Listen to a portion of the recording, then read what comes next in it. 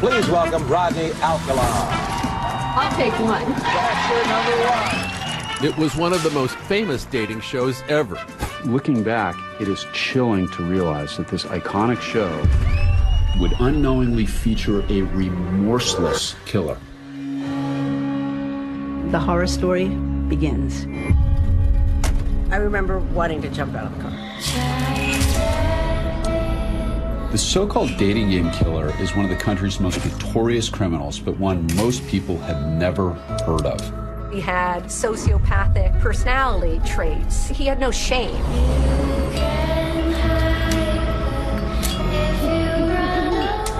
He walks up and down the streets and asks people if he could take their picture. What better place to be a sexual predator than to go to a feeding frenzy like New York? She'd been strangled with nylon stockings. It's the talk of the town. Rodney Alcala has murdered at least 5 women. The FBI put Rodney Alcala on the 10 most wanted list. Oh my God, will Alcala get away with it? The body count is piling up. He goes on the hunt for more victims, and there's absolutely nothing to stop him. And 5, 4, 3, 2, 1.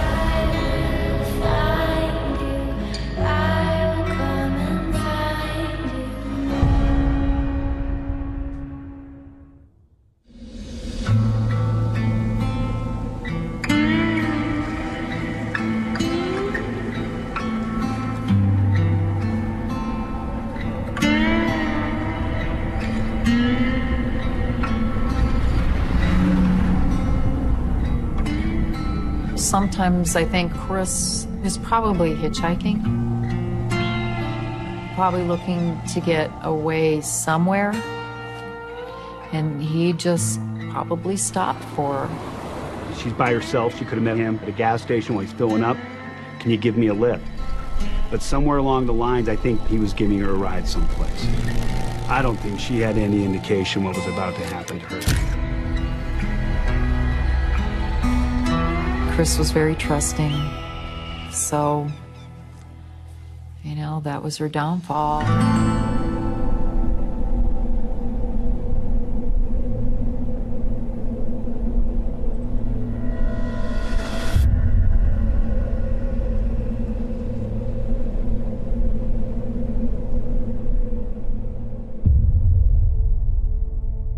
My sister, Christine, was born Christine Ruth Thornton, but we always called her Chris. She was 11 years older than me. Chris was tall. She was 5'10", dark hair, dark eyes, just, you know, a beautiful person inside and out. In the summer of '77, Chris was just 27 years old. Chris was in San Antonio. She was pregnant at the time. Christine was a free spirit. She kind of went where the wind blew her. She met up with her boyfriend and, you know, had this crazy idea of going to Montana to pan for gold. And my understanding is that they were in southwest Wyoming and had an argument ensued between the two of them, and he left her pregnant and alone, and I believe that's the last time anybody had ever seen her. In the summer of '78, I decided to go down to San Antonio and do some investigating of my own. I actually tried to find her boyfriend, but did not have a good address for him.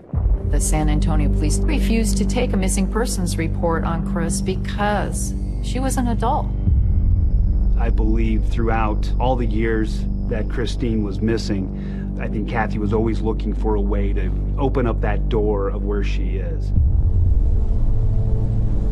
In '82, this herder out in the middle of nowhere comes across a pile of bones, obviously human remains. What they found was it was a body of a 25 to 35-year-old female. Along with her bones were also bones of an infant. There wasn't any identification, and so we remained cold for many years. And investigators never imagined that those bones would lead them to a notorious serial killer a man I would later be called upon to prosecute. And this photograph, discovered by police, would lead a heartbroken family to their loved one, missing for almost 40 years. Her smile shared by a tragic list of young women and girls who trusted a charming stranger, only to discover a dark secret that began back in the fall of 1968. So 68 was tumultuous. It was sort of flower power, free living. It was quite a era and quite a year. Martin Luther King, Robert F. Kennedy have been assassinated. Andy Warhol was shot that year. And there have been urban uprisings throughout the 60s. Being a police officer in Los Angeles or anywhere in the country for that matter at that time, everything was anti-war, anti-establishment. And it's commented on by some of the leading vocalists of the day. You had Barry McGuire in 1965 doing Eve of Destruction. The Eastern world, it is exploding. You had Bob Dylan, of course, doing Hard Rain's Gonna Fall. Hard rain's gonna fall. So what we're seeing is the influence of the new freedoms represented by the counterculture be appropriated by mainstream culture. And that includes daytime television. That even includes game shows like The Dating Game. The Dating Game began with Chuck Barris back in, I believe it was 1965. He had dealings with ABC, and he just came up with the idea, and he pitched it to a couple of people. It caught on right away. The premise was the female asking questions of three bachelors who sat on the other side of a partition. She wasn't able to see them, of course, and she picked one for a date, and then she met the guy that she had picked, and they were awarded a date. Looking back, it is chilling to realize that this iconic show, celebrating love and romance, would unknowingly feature a remorseless killer. And from the mid-60s onward, Southern California is a mecca for anyone looking to reinvent him or herself and have a fantastic time. They're all partying at some of the hotels on the Strip, like the Chateau Marmont. Tali Shapiro was an 8-year-old little girl who lived at Chateau Marmont, which is a famous hotel in California. Her father was a music industry executive. She had a mother and a sister and a brother. And they were living there because their house had gone on fire. And they were staying there temporarily. And a car pulls up alongside of her. And it's this man who says, "Oh, it's okay, I'm not a stranger. I know your parents. I'm friends with your parents." And she thought, well, maybe I'll get in the car. Well, fortunately, a good citizen looks at this and says, I don't like the looks of this.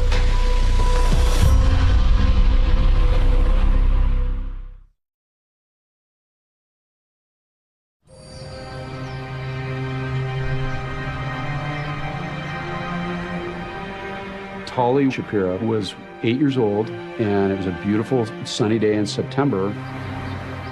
And this adorable little girl would skip to school each morning, carefree, loving, wearing her little white Mary Janes. And then the horror story of Tali begins. I remember the morning was nice and warm because I wore the dress that my nanny had crocheted for me. And a car pulls up alongside of her, and the man leans out and says, I have a beautiful picture I'd like to show you. And I guess asked if I needed a ride to school. And I told him I didn't talk to strangers. And he pulled up alongside of her a little further, kept trolling her. And that's when he told me he knew my parents. And I really didn't want to get in the car, but I was raised to respect my elders. I got in the car, that's when he asked what time my school started, and then that's when he realized we had plenty of time and he was going to swing by and show me a poster. You know, I didn't know to fear people. Well, fortunately, a good citizen looks at this and says, I don't like the looks of this. And he actually follows him to his apartment. The moment I felt danger was when he wanted to go by his place. And I remember wanting to jump out of the car.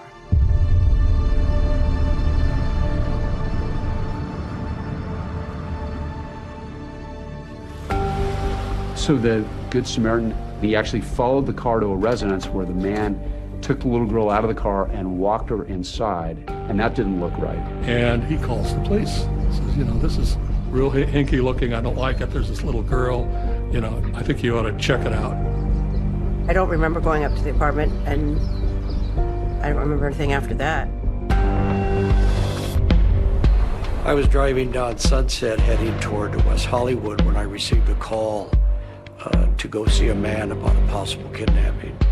I followed him over to the location. At that time, I thought, okay, I better call in for a backup. So I went and called in and requested a backup unit. I went to the front door and started knocking. I could hear someone running around. So the man came and he opened up the curtains a little bit and peered out and said, "Oh, sorry, I was in the shower. I'll be right there."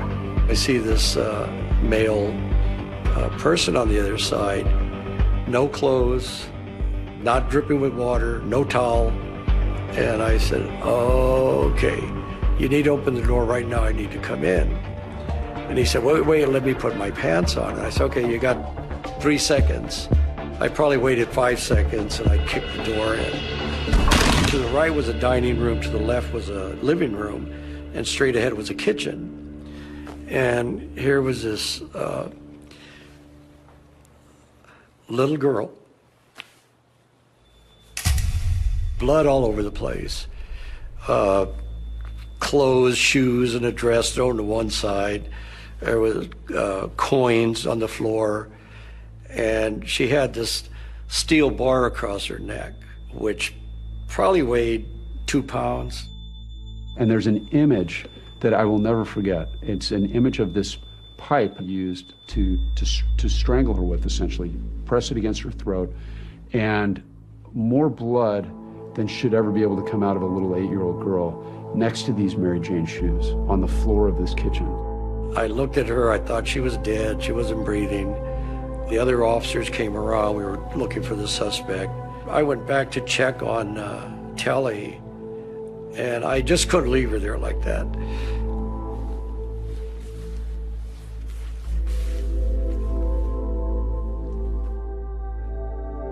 The officer had a sort of a life or death decision to make. Chase this man out the back and catch him, or render life-saving aid to the little girl and save her life. And he chose the little girl. And as I went back in the kitchen, she started gagging, Telly. So then that put everything into high gear. But when I was yelling, the officer that was covering the back door thought I was asking for help. So he ran to the front to help me. We later found out the suspect escaped through the back door. Telly was bleeding out, literally clinging to life. Fortunately, there was already an ambulance racing to the scene. Tally arrived in the emergency room, and the doctor said there was no chance of saving her. And after she had been taken by the ambulance, they started looking around the apartment to see if there were any clues as to who the person was. I found his ID. We determined he was a student at UCLA in the photography department. And the name of the man who attended UCLA was Rodney Alcala. They searched that house, and there are references in reports of hundreds and hundreds of photographs of young women and boys in various stages of dress, in various stages of vulnerability that were in Rodney Alcala's possession. We had to find this Rodney Alcala. We had to get him off the street, because if he would do that to a little 8-year-old girl, there's no telling what he would do. You know, it was just by, sheer luck that Tally didn't die. She should have died, but she didn't. She was in a coma for 32 days.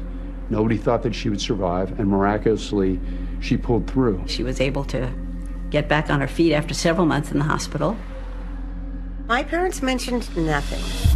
It was never brought up. It was never spoken about.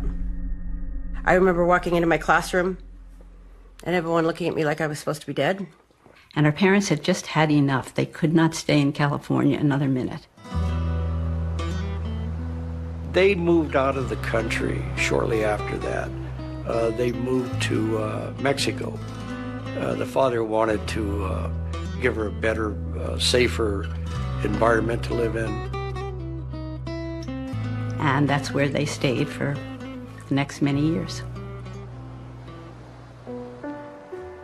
Rodney Alcala has gotten away, and now he's fled, and nobody knows where he's gone.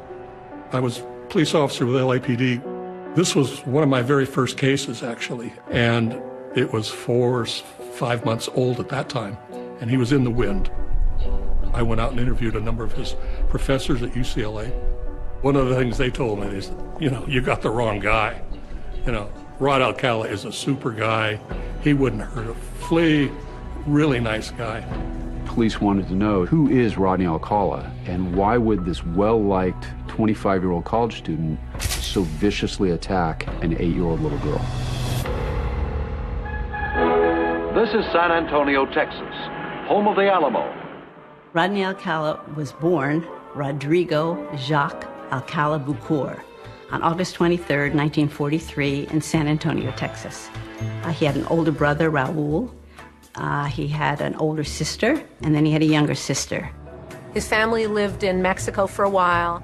The grandma passed away, and the father left the family. They ended up moving to Los Angeles area, to Monterey Park. He had everything he wanted, Alcala. He went to Catholic schools. He went to, private schools. Everyone who knew him said he was a kind boy, a respectful boy, and highly intelligent. Rodney Alcala had every advantage that somebody could have in life. He had a mother who loved him, which is a big deal psychologically. He had friends. He had brothers and sisters who all turned out to be very successful. His older brother was already at West Point, so this is a pretty, patriotic family. And then he joined the Army in the early 60s, and that's where the trouble really began for Rodney Alcala. So Alcala didn't fare well in the Army. He went AWOL a few times, got in some trouble. As it turns out, this bright, handsome young man with the promising future had nightmarish urges that he refused to ignore. So 1963, he gets a pass from the military. He ultimately goes to New York. While in New York, he assaults a girl. He hits her over the head with a Coke bottle. That girl was able to run away. He had sociopathic personality traits. He had no shame, and he didn't, feel guilty about anything that he did. The military felt that he had had a nervous breakdown. That was their analysis of it. The psychiatrists at the hospital felt it was a lot more serious than that. But he was discharged honorably, and not a blemish on his record.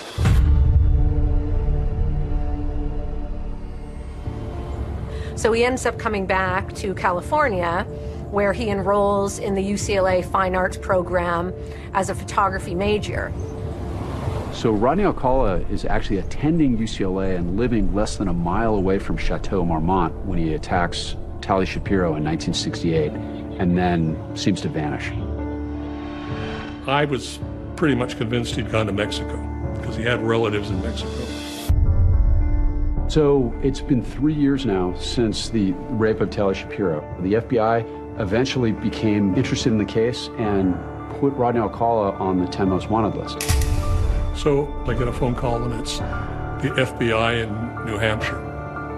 Say, hey, we've got your guy in custody, Rodney James Alcala. It seemed like an open and shut case, but it was just the beginning of what would become a pattern of catch and release that would continue for more than a decade.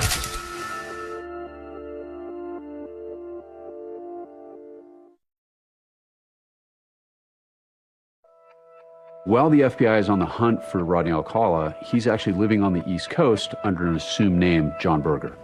So in 1968, John Berger walks into NYU and applies to their School of the Arts. So there he was in New York, a fugitive, now for 3 years. What better place to be a sexual predator than go to a feeding frenzy like New York? So New York in the early 70s is certainly, from the civic standpoint, rather challenged. It's Mayor Lindsay's second term. He's having a hard time delivering services to people. Snow removal, garbage, police feel like they're under siege. Crime is certainly up, violent crime. And it's during this crime wave in New York City that Alcala is able to fly under the radar, and he strikes again. Cornelia Crilly grew up in Queens. She had 2 sisters and 2 brothers, Catholic family, very well respected in the neighborhood. They had a very happy childhood. She was beautiful. She had long, beautiful Irish hair and Irish eyes, big smile, very friendly and funny. A few years after high school, Cornelia met Dream Man, Leon Borstein, and they began dating. I was 29 or 30. She was probably 23 at the time.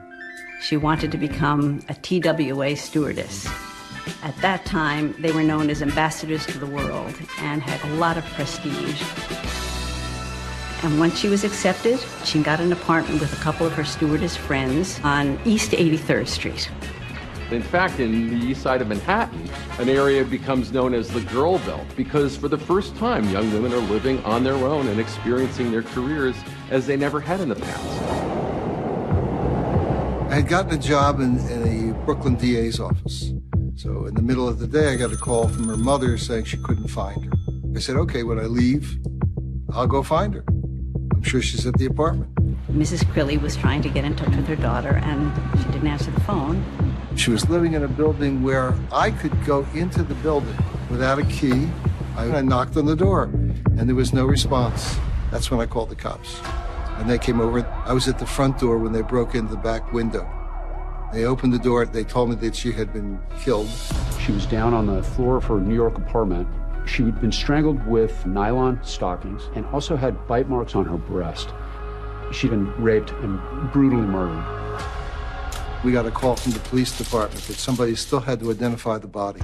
So I went over to the morgue. The Crilly case is very unique because she had just moved in the apartment. She's a new girl. No one knew her. So that was a drawback for the detectives in the beginning. New York PD has this brutal crime scene and no suspects. We had almost 2,000 murders that year. It wasn't peace, love, and joy. Detectives had a lot of dead ends with this case. They had nothing, unfortunately, and the case went cold. Well, still enrolled as a student at NYU, Rodney Alcala, a.k.a. John Berger, actually spent his summers as a counselor at an arts camp in New Hampshire. So in August of 1971, 2 campers take the little dirt road down to the post office, and all of a sudden it starts pouring. They run inside the post office to get cover, and they start looking around to see what is in the post office. And there's the good old FBI 10 Most Wanted list. They go from one to the next to the next. Each one looks more horrible than the preceding one. They look at this and they're like, hey, that's Mr. Berger. So they go back to the camp and they tell the head counselor, we saw this 10 Most Wanted poster of somebody who looks like our John Berger. So he said, don't say anything to anyone and I'll go down to the post office and take a look. So he comes back, he calls the FBI, and he says, I think we have your man. I get a phone call and it's the FBI in New Hampshire. Say, hey, we've got your guy in custody, Rodney James Alcala. I said, you've got him in custody. Fantastic. This has been 3 years that Alcala has been on the lam and that Hodel has been looking for him. So on the 12th of August, 1971, I, with a partner, picked him up, took him to the airport, flew him back. We got our guy. You know, he's going to prison for at least 20, 30 years. Parents didn't want Tally to testify. They said it would be too traumatic. So I think the big fear was, oh my God, you know, will Alcala get away with it? And what's dangerous in the case of a sociopath is they're very persuasive.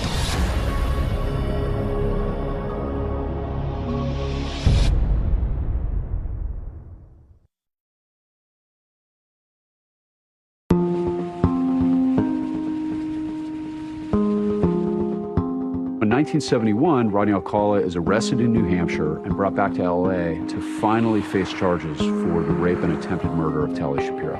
He was very low-key, kind of came off a bit introverted, but I could see his mind functioning. And that's what made this guy so dangerous. He was able to read people very well and stay a step or two or three ahead of them. For him, it was all a kind of a chess game.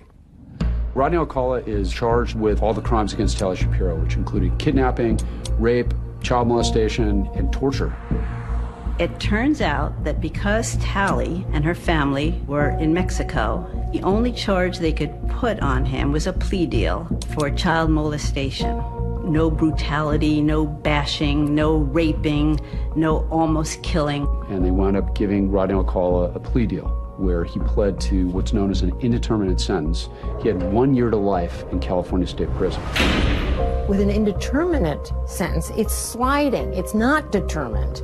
And then the parole board has more flexibility in determining whether someone's been rehabilitated or whether they're a danger to the community. This meant that Rodney Alcala would have yearly parole reviews. And what's dangerous in the case of a sociopath is they're very persuasive. And he's getting therapy in prison, and they believe that he has shown enough progress that in 34 months, the California Parole Board released Rodney Alcala back into the world. Not even 3 years. Good behavior, they said. Model prisoner, they said. And he was out on the streets again. The heartbreaking part about this is that they could have kept him, but in those days, that was an era where they believed so strongly in the power of therapy. But when it comes to fixing psychopaths, it doesn't work. So Alcala is the luckiest man in the world. He's out on parole, and he's having the best time. He's photographing people, and he one day decides to take a ride, and he starts trolling again. True to form, 2 months later, Rodney Alcala is caught smoking marijuana on the cliffs of Sunset Beach in Huntington Beach with a 13-year-old girl. And he was caught by park rangers. So he gets arrested yet again. And this time, he gets 2.5 years, and he's taken to prison. In June 1977, Rodney Alcala is released again from California State Prison, and he goes in, different parole officer this time, and he asks for permission to go on some vacations. And the parole officer miraculously says, sure, go ahead. So Rodney heads off to New York. July 1977 in New York was a difficult time for everyone. It was hot, it was steamy, the garbage wasn't being collected. When you used to read the newspaper, Daily News or the Post, the first 20 pages are just violence, violence, violence, every day. There were a lot of murders going on, including Son of Sam. During the time of Son of Sam in 1977, the city was afraid. Look, you had a lunatic running around shooting men and women in cars. Police in New York are on special alert tonight for a psychopathic killer who calls himself Son of Sam. His favorite targets, young white women with long dark hair. During that time, Alcala is taking a lot of photographs. He walks up and down the streets and asks people if he can take their picture. Young boys, young girls, older women, doesn't matter. He just wants to take photographs. And a young woman says, sure, you can take my photograph. And they start talking and they get along. It's very nice. Her name is Ellen Hover. Ellen was strikingly beautiful. She had long dark hair and long slender arms and legs and carried herself like a dancer. Her father was the owner of Ciro's in Hollywood, a well-known nightclub where Sammy Davis Jr. and Dean Martin and other people appeared. Ellen was very trusting of other people. She came from a Hollywood family, grew up in Beverly Hills, and then Great Neck, and then Manhattan. Ellen loved people. On July 13th and 14th was the famous New York City blackout. This is an ABC News special report. New York City went totally dark last night, and tonight large parts of the city still are without power. It's lawlessness. People loot, crime goes through the roof. You know, people are afraid. There's no refrigeration, no water, no lights on one of the hottest, steamiest nights of the year in New York City. It was a very unsettling, hard time for most people. On July 15th, Ellen Hover goes missing. That evening, friends tried to get in touch with Ellen. Nobody could. The phone rang. It was Ellen's mother, Yvonne Schwartz. Mrs. Schwartz asked me if I had heard from Ellen since the weekend, and I said no. The next thing I knew, I was watching the 11 o'clock news, and there was Ellen's picture, New York heiress missing. And the next day, when the police showed up at her door, they looked inside and they found on her calendar there was an entry that said she was meeting John Berger.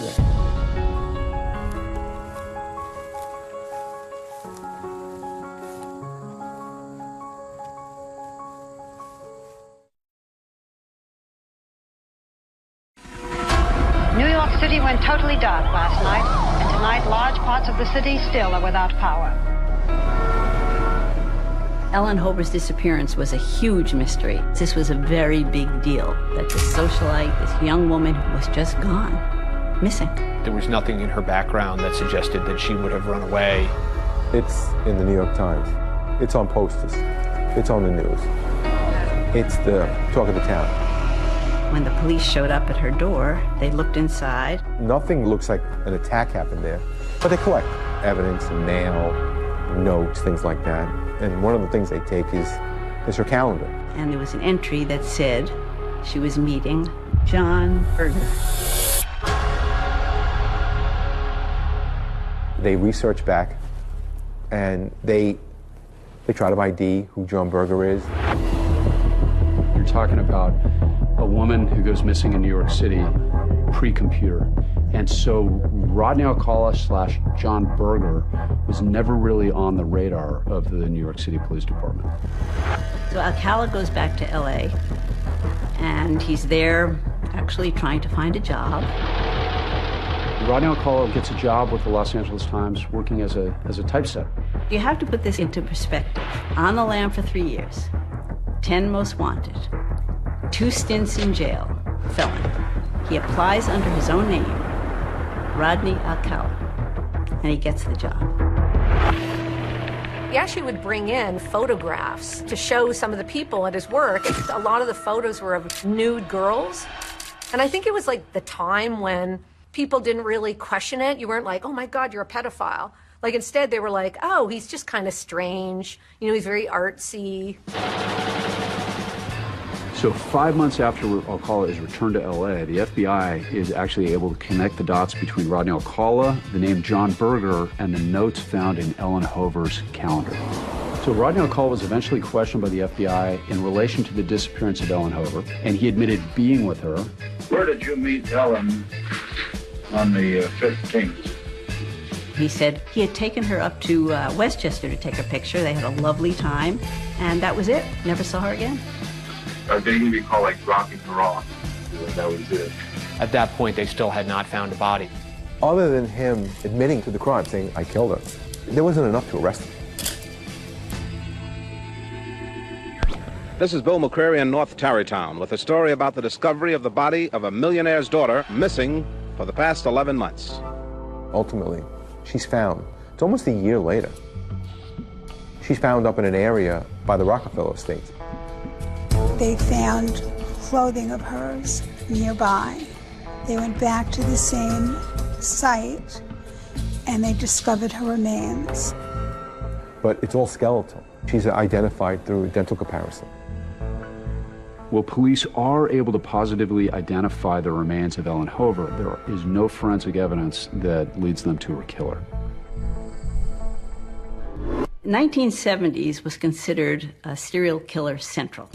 You have the Hillside Strangler, the Night Stalker, 2 freeway killers. You have the Bedroom Basher.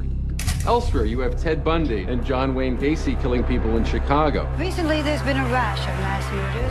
1977 through 1978, many women were murdered. Police in this era are lacking a lot of the investigative tools they have today. There's no DNA. There's no surveillance camera around every corner. People aren't walking around with a GPS in their pocket. All of these things lead to this sort of perfect storm for Rodney Alcala, where he's able to remain one step ahead of police, and he goes on the hunt for more victims, and there's absolutely nothing to stop him. Jill Barkham was a 19-year-old girl in New York who was adventuresome and wanted to take a trip with a friend of hers. And so she left New York for Los Angeles. Jill and I were very close as children growing up. We were often mistaken as twins. Jill had a very free spirit about her. Bruce was very sad when she left New York. was very scared for her, being so young at 19 years old. So November 10th, 1977, I called home and there was crying in the background. They said, you need to come home. You need to come home. And that's all they would say. Jill Barcombe was found off of Franklin Canyon Road, and it was down the street from Marlon Brando's home at the time. She was found bent over, half naked. Her head was facing the dirt. She has multiple ligatures on her neck. It was a brutal crime scene. I came into a house of siblings, distraught, righteously so, and heard it from my mother directly that my sister was dead. Her face was unrecognizable. Her brother said at the funeral that he couldn't even recognize his sister. It was so mutilated. I had night terrors the day that Jill's body arrived. It wasn't just murder, it wasn't just rape, it was brutal, it was sadistic. And nobody could understand why the things happened to her. They thought perhaps this could be the work of the Hillside Strangler because that's what the Hillside Strangler did. He strangled women and left them on the side of the road. And it complicated this investigation because Jill Barcombe had a friend when she got out to LA that was actually abducted and murdered by the Hillside Strangler. In the end, the police were unable to link the murder of Jill Barcombe to the Hillside Strangler, and the case just went cold. That meant the string of murders of young girls and women continued. Georgia Wickstead was 27 years old. She was absolutely gorgeous. She was a nurse that worked for cardiac care. She was from Los Angeles. She worked out of the Centinela Hospital and just recently moved to Malibu. Every morning she would pick up another nurse and they would drive to the hospital together to do their shift. And one morning she didn't show up. So the police were called to do a welfare check of her in her home. It was discovered that her window was open and the screen was removed. When the police entered her home, there was blood everywhere. Her body was completely naked and strewn on the floor, kind of posed open. The viciousness and the sadism involved in her murder is so disturbing and so profound. There was a handprint that was found on the brass bedding, but there was no one to match the palm print to.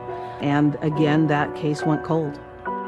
And the third person who was found dead in the same way as the other two was Charlotte Lamb. Charlotte Lamb, in 1978, was a legal secretary living in the Santa Monica area. She had called some friends one night to go out and go dancing in Santa Monica. Her friends decided not to go. Her body was later found in El Segundo, miles away, in an apartment complex she had no connection to. She had been strangled and she'd been brutally raped and murdered. Her arms had been folded behind her back, which made her back arch to expose her breasts. She'd been posed. It's just very disturbing and incredibly sad. I met with Rodney 5 or 6 times. I administered assessments with regard to his sexual interests. Many times the rapist, killer, antisocial person will pose dead bodies, and they do want law enforcement and other people to see this. And there's a message in that. The message for Rodney is that I am here, you will remember me. So instead of hiding in the shadows, Rodney Alcala is almost fearless, and he puts himself out there in perhaps the most public way possible. Rodney going on the dating game is a great example of him being predatory, him being confident, narcissistic, and of course he wouldn't go on unless he would win. And 5, 4, 3. He always wins. Factor number 1 is a successful photographer. He might find him skydiving or motorcycling. Please welcome Rodney Alcala.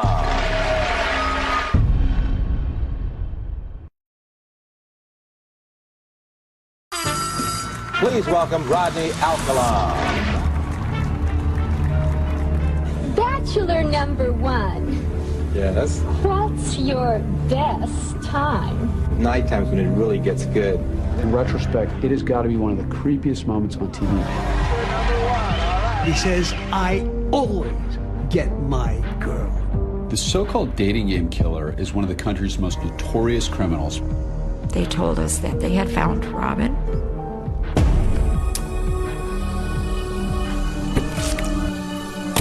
It was devastating. There's nothing that hurts like that. Nothing. Her plan was to shoot Alcala. She wanted to avenge her daughter. He was a sadistic killer who deserved death. Model prisoner, they said, and he was out on the streets again. A pattern of catch and release that would continue for more than a decade. All these pictures that the police had from a serial killer. His victims are still out there.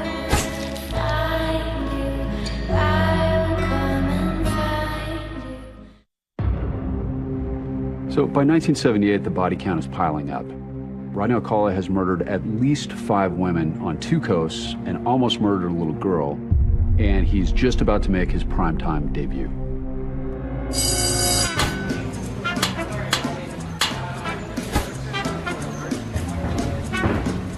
In the 70s, I was the executive producer and Ellen was the contestant coordinator. The show that Rodney Alcala appeared on aired in September 1978. The dating game appearance is just a bizarre part about this case. I think that what it reflects is the narcissism and the ego and the arrogance of a serial killer. So he actually tries out for Chuck Berry Productions and becomes a bachelor for the dating game. He was very striking. I don't know, there was a boldness about him, and he had long black hair. He was just a striking looking person. In terms of putting him on as a contestant, I think on the form I wrote NW, which was my symbol for no way, no darn way, is this guy going to be on the show? Because I noticed that he had a very strange personality. It's like, are you kidding? He's so attractive. Everyone's going to love him. All the women are going to love him. And I said, all right, we'll put him on a show, but we've got to surround him with 2 guys that have personalities and that are respectable and decent and fun. My name is Jed Mills. When I got the job on the dating game, they said, you're going to be bachelor number 2, so you'll be sitting in the center. Bachelor number 1 is a little creepy. Notice that right away. In the green room, he jumps in. He says, I always get my girl. Number 1, would you say hello to Cheryl, please? We're going to have a great time together, Cheryl. Immediately did not like this guy. And here we go. Bachelor number 1. Yes. What's your best time? One of our edicts was to make the show much sexier and much more provocative than the show in the 60s. Everything was sexy in the 70s. So we pushed the envelope. The best time is at night. Night times when it really gets good. The sexual innuendo intrigued the audience. They loved it, and they started clapping. Yeah, they loved this guy. Oddly enough, 42 years later, I still remember Cheryl Bradshaw. She did voices. And she says, suppose I was auditioning you for a private class, and you're a dirty old man. You're a dirty old man. Take it. Come on, over here. In retrospect, it has got to be one of the creepiest moments on TV. The audience is beside themselves. They love this. Cheryl Bradshaw asked about what kind of food he would be if she was going to serve him for dinner. I'm called the banana, and I look really good. Can you be a little more descriptive? Peel me.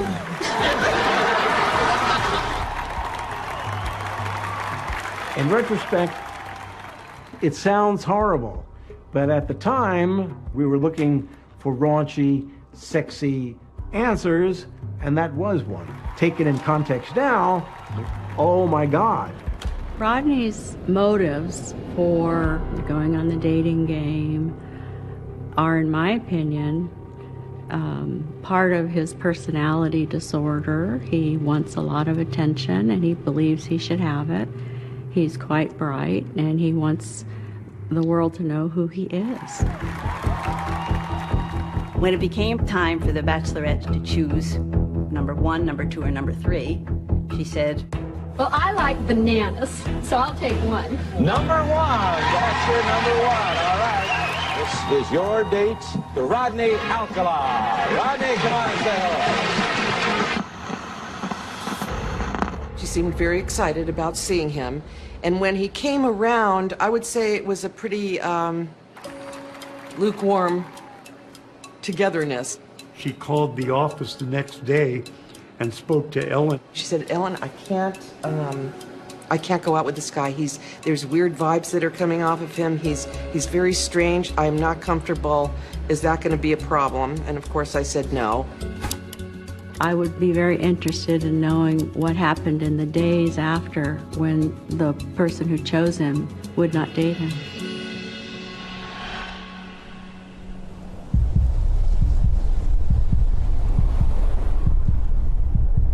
Jill Parento was a 21-year-old college student and data entry worker. She lived in an apartment by herself. On June 13th, she went to a Dodger game and came home and was never heard from again. The next day, she never showed up at work. When law enforcement entered her home, she was found in her bedroom. Her body was lying next to the bed, very similar to Charlotte Lamb's, where she was laid on her back, fully naked. She had a pillow up behind her back that propped her breasts up. So this is, again, another avoidable set of killings by this guy that should have stayed in prison. But he didn't even break stride on the continued crimes that he kept committing. My mom's plan was to shoot Alcala. In those days, they didn't have metal detectors, or they didn't use them, so she got into the courtroom. She really didn't care about anything else at that point. She wanted to avenge her daughter.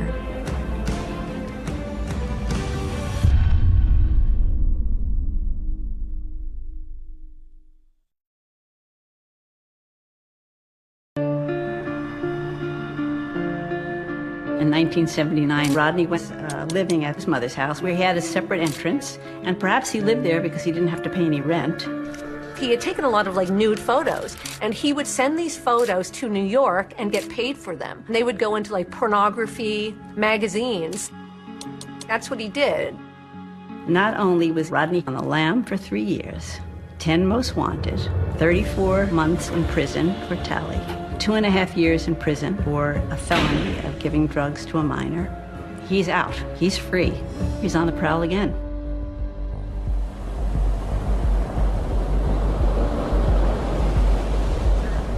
On June 20th, 1979, Rodney Alcala leaves his mother's house and drives to Huntington Beach. And he starts in a place called Sunset Beach, which is a little bit north on Pacific Coast Highway, and he runs into a 17-year-old girl on roller skates named Lori Wirtz. I was with my friend Patty, and we decided to go to Sunset Beach. We were approached by Alcala. And he says, I'm a photographer, and hey, if you could just, skate this way, I'll take some photos. And I said, oh, that's okay, I'll just help him out. And there's a series of these photographs that are taken by Rodney Alcala. He was a formally trained photographer, which really played into his method of luring these women and young girls into vulnerable positions. It's my opinion with regard to Rodney that deviant behavior is always preceded by deviant fantasy. The taking the pictures, going around looking for little girls, sizing people up. It's a part of the constellation of the Rodney Alcala killing machine. The encounter with Lori Wirtz is very important for 2 different reasons. Number one, it shows that he's actually down in Huntington Beach that day, which he later denies. And it also shows that he's actively hunting for his next victim.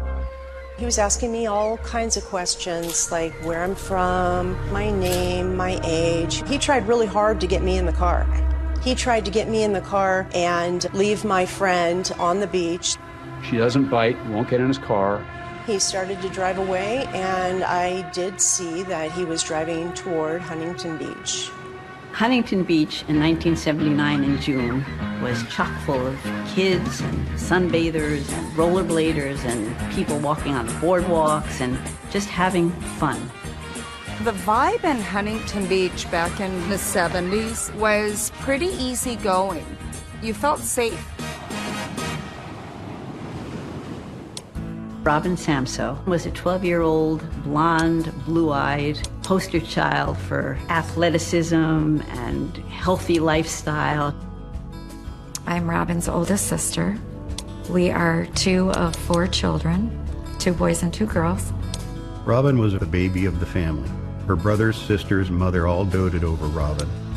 She always had a spirit about her. I mean, everybody that met her fell in love with her. Rodney Alcala winds up on the beach talking to Bridget Wilbert and Robin Samsoe. When Robin and I crossed 14th Street is when I believe he spotted us. And what he's doing is he's saying, hey, I'm a photographer, you're beautiful, you could be a model, how about you let me take pictures? And I was having none of it. I was like, no, no. And he reached out and put his hand on Robin's leg. And that's when I grabbed her. I said, like, no, this isn't good. So one of the moms comes over and is like, who are you? Why are you talking to him? And he scurries off like a cockroach.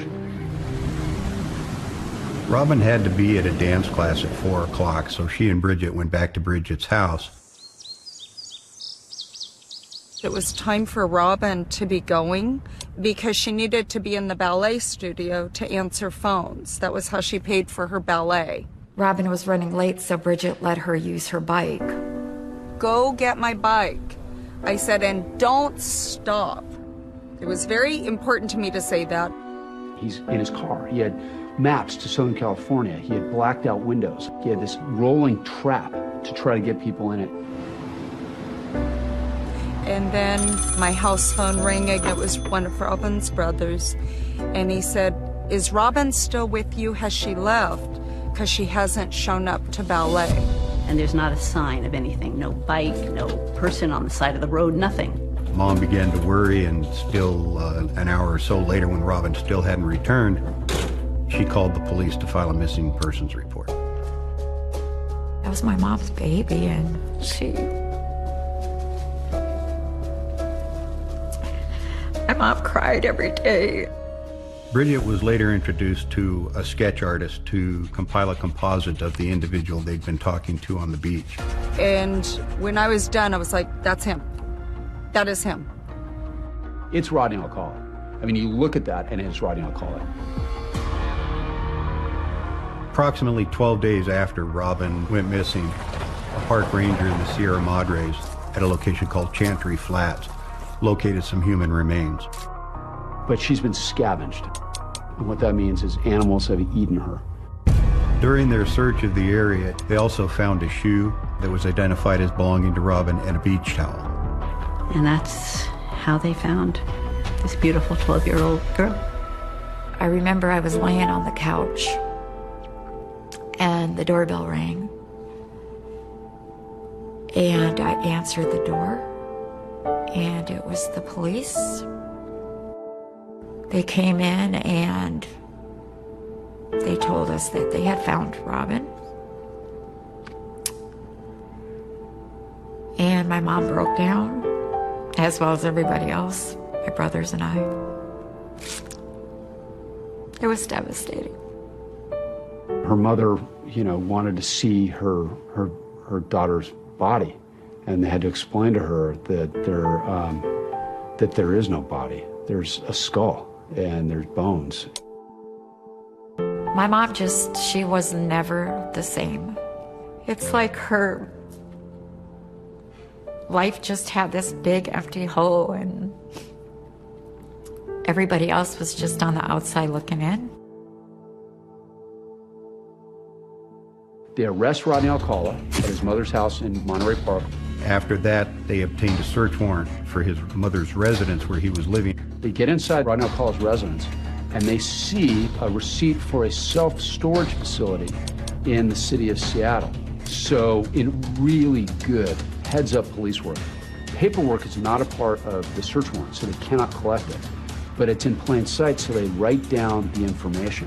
One of his sisters went to visit Alcala in jail, and they started talking about the storage locker. And Rodney Alcala is overheard saying words to the effect of, well, it's good that they don't know about the storage locker.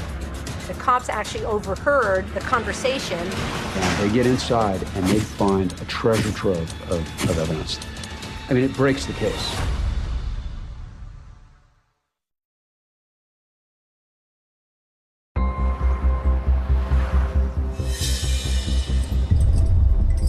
They arrest Rodney Alcala, they bring him to Huntington Beach, and they interview him. Can you turn around and go down? Any comments? After the police interview him, he's very savvy and he gives up very little information and he essentially denies all wrongdoing. They get up to this storage locker in the city of Seattle.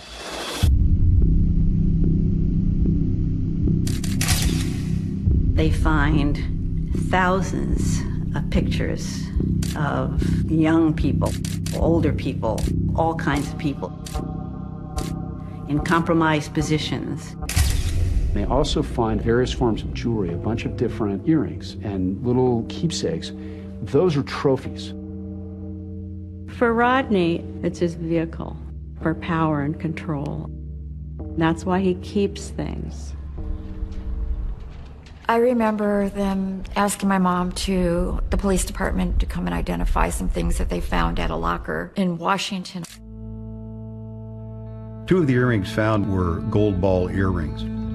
Robin was described as wearing those earrings on the day that she disappeared. In 1980, Rodney Alcala was tried for the murder of Robin Samsoe. One of the stories that Marianne Connolly, Robin's mom, told was that during the 1980 case, she actually showed up with a gun. Her plan was to shoot Alcala. She really didn't care about anything else at that point. She wanted to avenge her daughter. In those days, they didn't have metal detectors or they didn't use them, so she got into the courtroom. I remember she was very calm. She just kept saying, everything's gonna be okay. Everything's gonna be okay. The trial began, and she had her hand on her purse, and she was ready to kill the man who had murdered her daughter. I do remember her telling me that she heard Robin's voice and told her not to do it. So she had changed her mind. On May 8th, 1980, the jury on the Robin Samsoe case deliberated less than 5 hours. Rodney Alcala was convicted and sentenced to death. He was taken to San Quentin, where he was put on death row.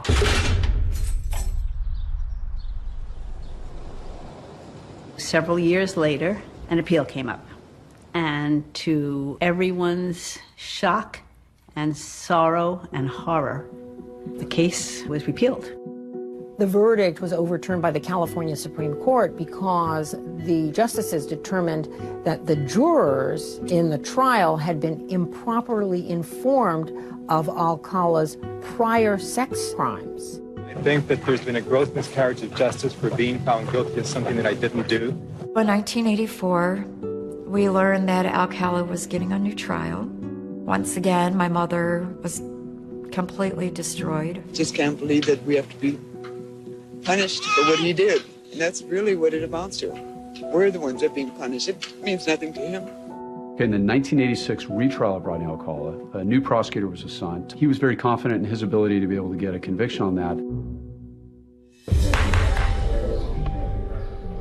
7 years to the day of Robin Samsoe's disappearance, the second jury convicted Rodney Alcala and also recommended that he be sentenced to die. The second time he was found guilty, and he got the death penalty again, and we were extremely happy.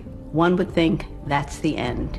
He's now going to spend the rest of his life on death row until he gets executed. Well, that wasn't the case. In 2001, Rodney's death penalty was again overturned.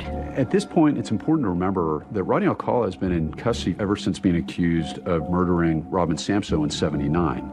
He's now 58 years old, and life behind bars has taken its toll, not only on Rodney Alcala, but also on the victims' families who've been trying to achieve justice. Twice Alcala has been convicted and sentenced to death. Twice the convictions were reversed on appeal. The main reason was an ineffective assistance of counsel claim, meaning that Rodney's attorney had not put forth a strong enough defense on his behalf. My mom really kind of lost it then. Every time this happens, it's like losing Robin all over again. I don't know if you've ever lost a child, but there's nothing that hurts like that. Nothing.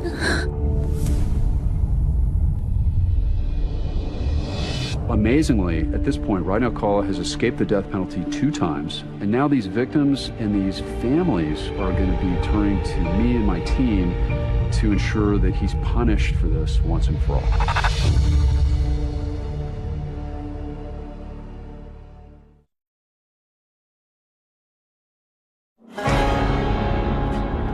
This case was assigned to me back in 2003 when my boss came in and essentially gave me the rundown on it and said that it was going to be a tough one.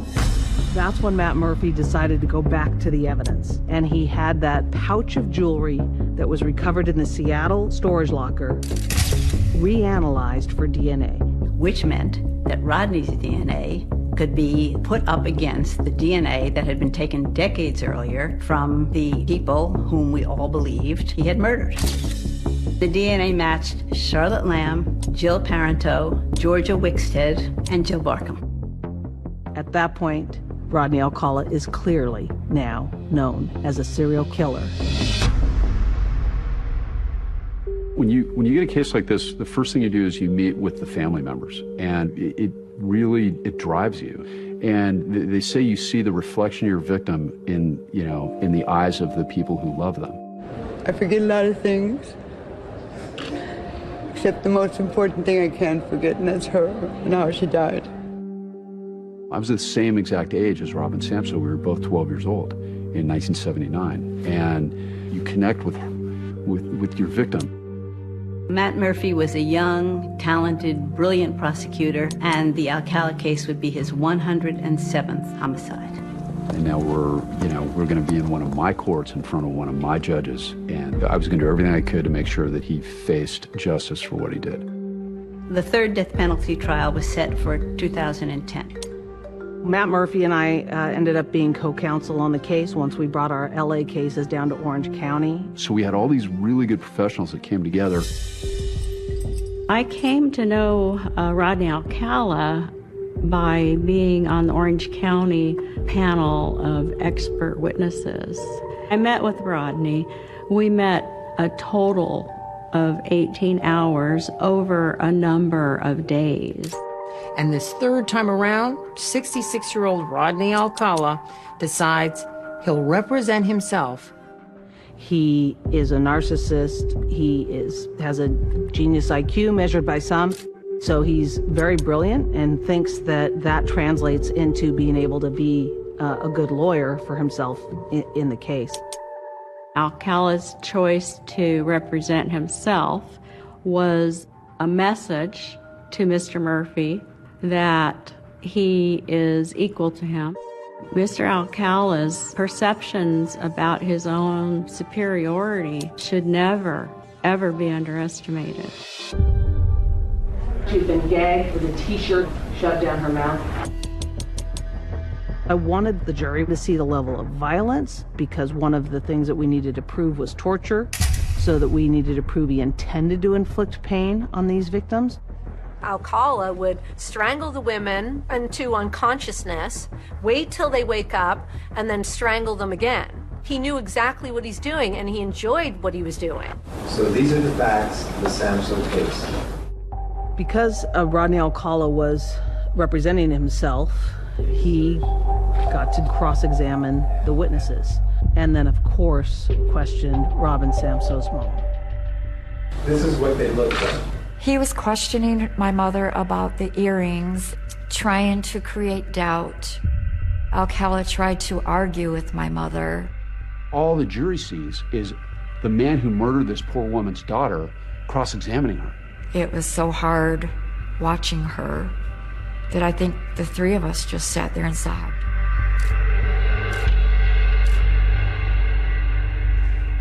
Robin Samso's day in court is today.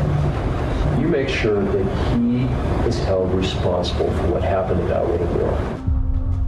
Murphy in his closing arguments, I mean, they were fantastic. He got her into his car, and he drove her up to those mountains. And Rodney Alcala smashed her face in when she was still alive. He brutalized her. He was rattled after my closing argument, because that's when he first learned, he wasn't as smart as he thought he was.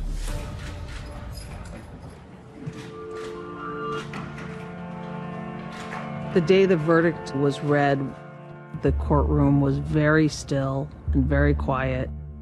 We, the jury, further find and affix the degree thereof, murder in the first degree. The verdict was guilty on all charges, across the board, all 5 murders. The evidence that we put in for the penalty phase of the trial focused largely on his prior sexual assaults of Tali Shapiro. When Matt reached out to me in 2010, he was pretty adamant that he really needed me to come forth and help put Alcala away. So now we've come full circle from 68 to 79. So bringing Tali Shapiro in as the one who lived, as the one who got away, is very important for a jury to see what a monster Rodney Alcala is. I was there for the Samso family. I've never been the victim. I've always been the survivor. If you decide that the death penalty is appropriate punishment, you shouldn't feel too good about it. After hearing all the evidence, the jury went back to deliberate one more time, and they came back with a verdict in a little less than 2 hours. We, the jury, in the above entitled action, determine that the penalty to be imposed upon defendant Rodney James Alcala to be death. I feel like Robin's life meant something, even in 12 years. She stopped him from killing anybody else. And I believe that if you would have told her that God was going to use her for this purpose, she would have been okay with it. I just pray that I live long enough to watch him be executed. I only wish that I could be the one to administrate the injection. In 2019, the state of California placed a moratorium on the death penalty. So that meant that all prisoners on death row, and this included Rodney Alcala, received a stay of execution. This did mean, though, that Robin Samso's mother would not see Rodney Alcala executed. July 23rd, 2019, my mom passed away. She wanted to see that day that Alcala leaves this earth, that he just does not breathe anymore. And it's unfair. It's unfair. Somebody so cruel and evil.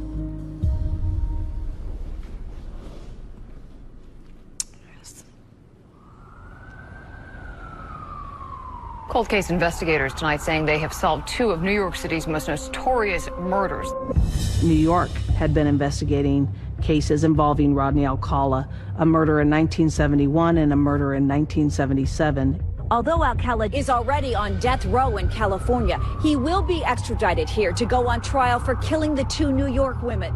They decided to charge Rodney with the 2 New York murders. He conceded that he did kill the 2 women in question.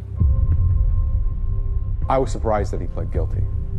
I think ultimately he knew he was going to be convicted. Mr. Alcala got 25 years to life, which is the highest sentence under the law. After the trial, the Huntington Beach Police Department released hundreds of the photos that they found in that Seattle locker to the general public. Police don't know if any of the people in these pictures were victims of Alcala, but hope the public might be able to help identify them. After the Huntington Beach Police Department released those photographs, the decades-old mystery of Christine Thornton was about to come full circle. My son sent this email to me with all these pictures in it that the police had from a serial killer. That was her. That was definitely her.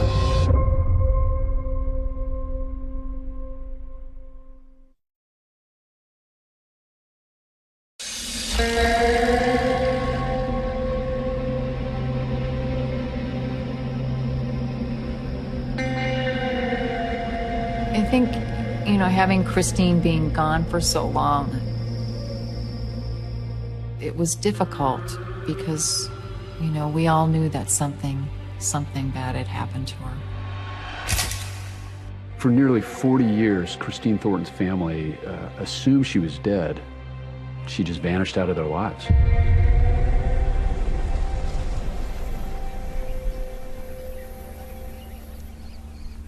In '82, this herder out in the middle of nowhere comes across a pile of bones, obviously human remains. Several initial deputies responded along with detectives, and what they found was it was a body of a 25 to 35-year-old female. They also found the bones of an unborn child mixed in, largely all intact. The clothing was still there. Even some jewelry were all located. They couldn't determine a cause of death. What they believed was that it was possibly a strangulation because one of the pant legs was tied in a ligature. The detectives at that time they used the skull and sent it off to the crime lab in order to get a reconstruction of what they felt this person looked like. They determined that it was a young female and brunette. They unfortunately weren't able to identify her, and the case went cold. In 2013, several of the detectives, including myself, were assigned specific cold cases. So this box was almost falling apart when I initially was assigned this case. There was still bone fragment and skin tissue saved at the crime lab after all those years. If you have DNA, you run it.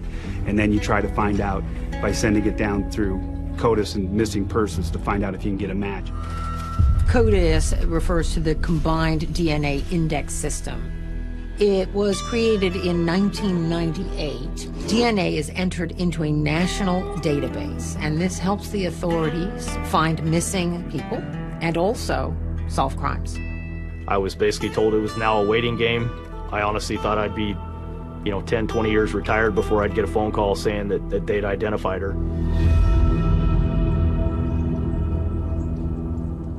So in 2013, my son sent an email to me knowing that he had an aunt that he had never met. He knew the story that she went missing, and he came across this article with all these pictures in it that the police had from a serial killer. Her son found the website that had all the pictures that they found in Alcala's locker up in Seattle.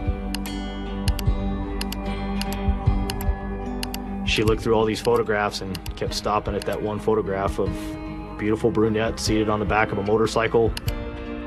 And I'm like, I think that's Chris. And sure enough, I looked at her little pinky toe, which I remember. It just was very distinctive. It curled up on her other toes, and I kind of knew that was her. That was definitely her.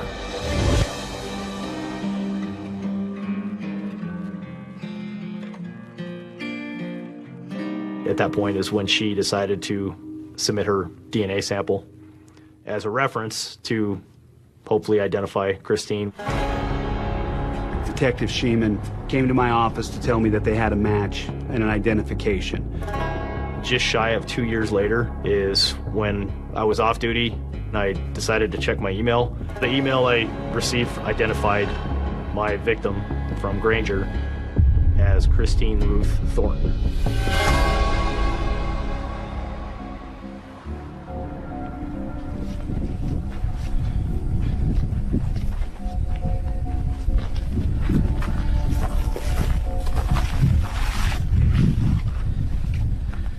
So this is the copy of the photo that was found in Rodney Alcala's possession. Trying to match this photo out in the Granger Prairie seems almost impossible, but we were able to match this photograph up just based off of 2 different ridges. You can actually hold this picture up and actually show that this is almost the exact area that this photograph potentially was taken back in 1977. And here we are in 2020. It was pretty shocking to find this area and to know what transpired here all those years ago. We spoke to detectives with the Huntington Beach Police Department and put a timeline together. So in July of 1977, with the permission of his parole officer, he's allowed to travel back to New York. And Rodney Alcala wasn't flying. Rodney Alcala was driving. So Rodney Alcala leaves New York, comes back to Los Angeles. And we determined around the time that Christine was killed, he had been traveling across the nation. The motorcycle was actually owned by Rodney Alcala, and they were able to find that motorcycle in his possession. There's no rhyme or reason how these 2 people, one so good and one not, cross paths and end up there. I thought we had enough evidence to possibly charge him, but before we did that, I wanted to speak with him. I've done hundreds and hundreds of interviews in my career, but I told myself, how the hell do you interview a serial killer?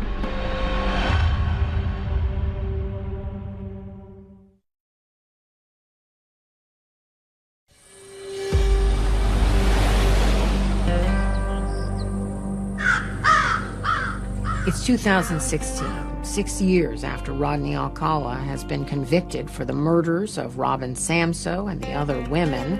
He's 73 years old and his health is failing. He's confined to a bed at Corcoran State Prison, and that's where Wyoming officials come to confront him for the murder of Christine Thornton. As we got in there, it was dingy-colored peach in Alcala's medical cell. It was like something off a horror movie, paint peeling off the walls, flies buzzing around the room. It's something that I'll never forget, seeing him lying in this bed. And I remember looking at him going, this is him. I identified myself, read him his rights, and we started pulling out photographs of the original crime scene. Now he knew why we were there. This area look familiar? Part of the area. What do you mean by part of your area? My name is very scary. I couldn't believe it. It's almost like it's his killing field. We also showed Rodney Alcala the picture of Christine seated on the back of his motorcycle, and it gives me chills even today to remember his reaction. Talk to me about the picture. What picture? The picture that you're pointing at. What's on your mind? Talk to me. God, talk to me. Tell me about that girl. He took his finger and he started tracing her body on the photograph. And then he started tapping on the photograph and kept doing that for a couple more minutes. That's a guy who wants to relive it again. It empowers him, right? He would relive that. You could see his eyes moving in his eyelids, almost like he had relived that moment. That entire moment for however long it lasted with Christine out in the desert. Do you know her? Yes or no? Yeah. Do you remember taking this picture? Yes. Okay. Now the question is, Mr. Alcala, how did she end up dead? Did you kill her? Yes or no, sir? When it comes to the big question, he's not going to give it to you. But we got him to admit that he was there. And we got him to admit that he knew Christine. And that's all we needed.